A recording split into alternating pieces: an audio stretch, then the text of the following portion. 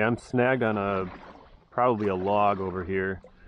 So I'm going to test out this Field and Stream angler paddle to see if it can do what it's supposed to do, and that is follow my line down and get my lure back. So the idea is just to jab at the log a few times.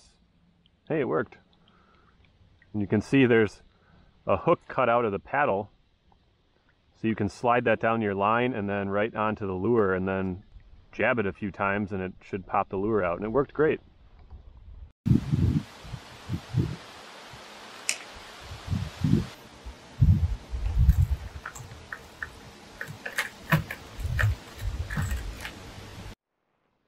This is the carbon fiber Field and Stream angler paddle.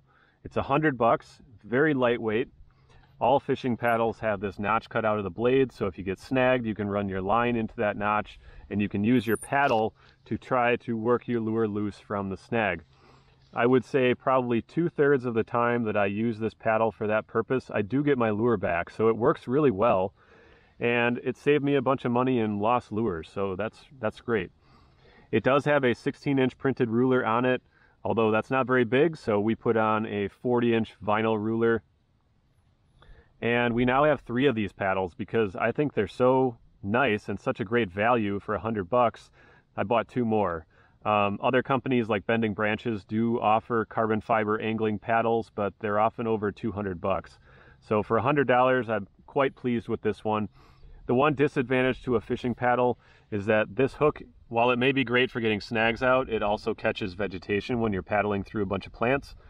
The easy way to get those plants to come out on their own is when you take a paddle stroke, you turn your paddle blade over so that the hook is basically along the water and behind the boat, and the water tends to pull the plants right out of that hook on its own. So you don't have to keep reaching in there with your hand and pulling the plants out every time by hand. I've had other kayak paddles that were made out of aluminum or plastic, and those work just fine.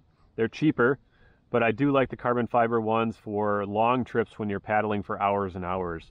Right now I'm on an Old Town Sportsman PDL, so I have a pedal drive system, and this is really just a secondary means of propelling myself if I need to.